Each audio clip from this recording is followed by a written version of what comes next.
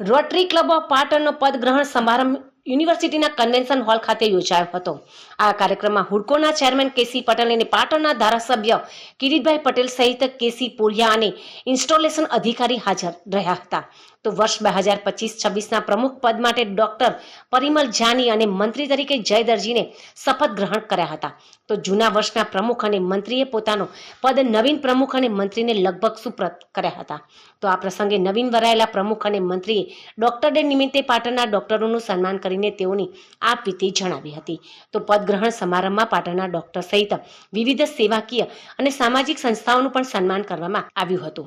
આ પ્રસંગે વર્ષ 2025-26ના રોટરી ક્લબ ઓફ પાટણના નવીન પ્રમુખ તરીકે વરાયેલા ડોક્ટર પરિમલ જાનીએ જણાવ્યું હતું કે આ વર્ષે અંગદાનના પ્રમોટ માટેના વર્ષને મહત્વ આપવાનું જણાવી પર્યાવરણલક્ષી, હેલ્થલક્ષી અને છેવાડાના માનવી સુધી રોટરી ક્લબ ઓફ પાટણની સેવાની સુવાત પ્રસરે તેવા પ્રોજેક્ટ કરી રોટરી ક્લબને આગળ ધપાવવાની નેમ વ્યક્ત કરી હતી.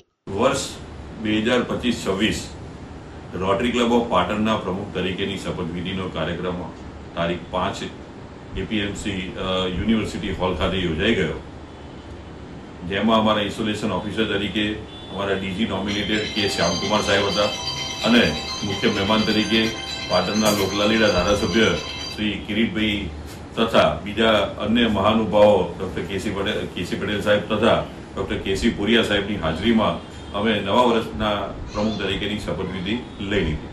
આ વર્ષની શરૂઆતમાં 1 તારીખે નેશનલ ડોક્ટર્સ ડે નિમિત્તે પાટણના વિવિધ સિનિયર ડોક્ટર્સનું અમે સન્માન કર્યું રોટરી હોલ ખાતે બોલાવીને, અને તેમના જિંદગીના ડોક્ટર્સ રિલેટેડના પ્રસંગો એમના સ્વમુખે અમે સાંભળ્યા અને તેમનું અમે અભિવાદન કર્યું. આગામી વર્ષમાં અમે અમારો મેઇન પ્રોગ્રામ છે ઓર્ગન ડોનેશનનો. અમે આખા વર્ષમાં ઓર્ગન ડોનેશનની વિશેષ કામગીરી કરવાના છીએ. એની સાથે સાથે સર્વાઇકલ કેન્સર અવેરનેસ, જે અમારો આ વર્ષનો પણ ડ્રીમ પ્રોજેક્ટ છે, અને આવતા વર્ષે પણ અમે સર્વાઇકલ અવેરનેસને પ્રોજેક્ટને કન્ટિન્યુ રાખી અને સાથે સાથે સ્લમ એરિયાઝમાં સર્વાઇકલ વેક્સિનેશન ડિસ્ટ્રીબ્યુશન કેવી રીતે કરી શકીએ એનો પણ અમારો એક હાથમાં પ્રોજેક્ટ છે. સાથે સાથે હેલ્થ રિલેટેડ કેટલાક પ્રોજેક્ટો લઈશું.